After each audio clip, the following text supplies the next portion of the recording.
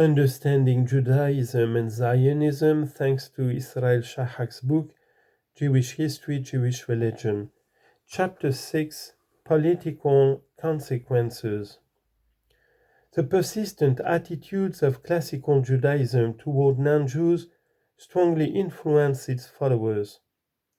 Orthodox Jews and those who can be regarded as its continuators, Zionists. Through the latter, it also influences the policies of the State of Israel. Since 1977, as Israel becomes more and more Jewish, so its policies are influenced more by Jewish ideological considerations than by those of a coldly conceived imperial interest. This ideological influence is not usually perceived by foreign experts who tend to ignore or downplay the influence of the Jewish religion on Israeli policies. This explains why many of their predictions are incorrect. In fact, more Israeli government crises are caused by religious reasons, often trivial, than by any other cause. The space devoted by the Hebrew press to discussion of the constantly occurring quarrels between the various religious groups, or between the religious and the secular, is greater than that given any other subject, except in times of war or of security-related tension.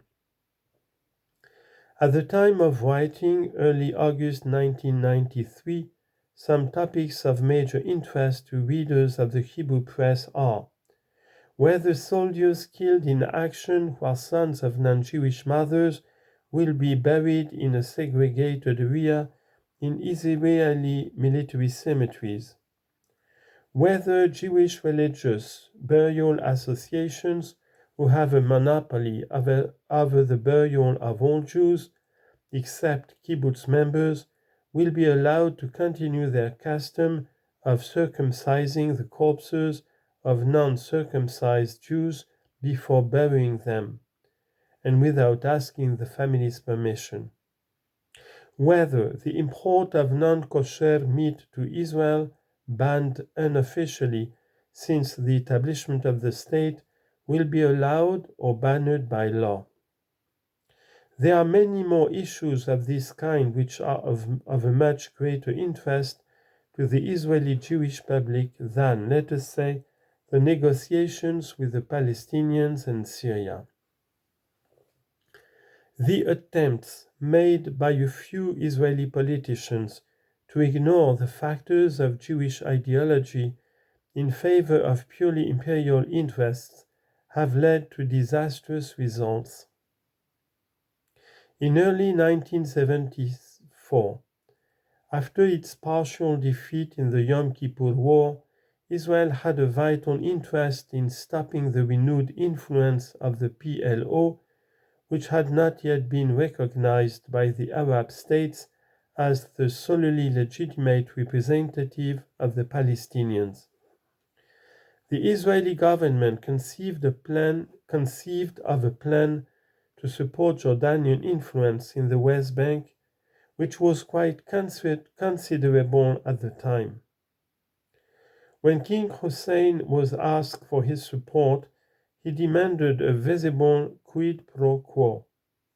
It was arranged that his chief West Bank supporter, Sheikh Jabri of Hebron, who ruled the southern part of the West Bank with an iron fist and with approval of then Defense Minister Moshe Dayan, would give a party for the region's notables in the courtyard of his palatial residence in Hebron. The party, in honor of the king's birthday, would feature the public display of Jordanian flags and would begin a pro-Jordanian campaign. But the religious settlers in the nearby Kiryat Arba, who were only a handful at the time, heard about the plan and threatened Prime Minister Golda Meir and Dayan with vigorous protest since, as they put it, displaying a flag of a non-Jewish state within the land of Israel contradicts the sacred principle which states that this land belongs only to Jews. Since this principle is accepted by all Zionists, the government had to bow to their demands and order Sheikh Jabri not to display any Jordanian flags.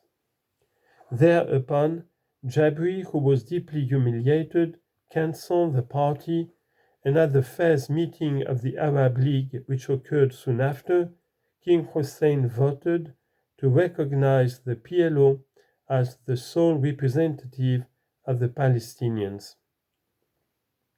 For the bulk of Israeli Jewish public, the current negotiations about autonomy are likewise influenced more by such Jewish ideological considerations than by any others.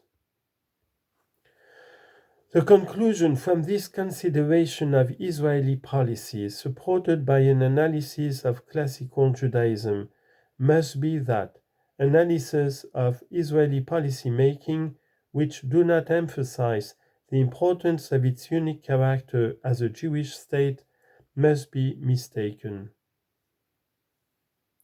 In particular, the facile comparison of Israel to other cases of Western imperialism or to settler states is incorrect. During apartheid, the land of South Africa was officially divided into 87% which belonged to the whites and 13% which was said officially to belong to the blacks. In addition, officially sovereign states embodied with all the symbols of sovereignty, the so-called Bantustans, were established. But Jewish ideology demands that no part of the land of Israel can be recognized as belonging to non-Jews and that no signs of sovereignty, such as Jordanian flags, can be officially allowed to be displayed. The principle of redemption of the land demands that ideally all the land, and not merely, say, 87%, will in time be redeemed, that is, become owned by Jews. Jewish ideology prohibits that very convenient principle of imperialism, already known to Romans and followed by so many secular empires, and best formulated by Lord Cromer: we do not govern Egypt, we govern the governors of Egypt. Jewish ideology forbids such recognition. It also forbids a seemingly respectful attitude to any non-Jewish governors within the land of Israel. The entire apparatus of client kings, sultans, maharaja, and chiefs, or, in more modern times, of dependent dictators, so convenient in other cases of imperial hegemony, can't be used by Israel within the area considered part of the land of Israel.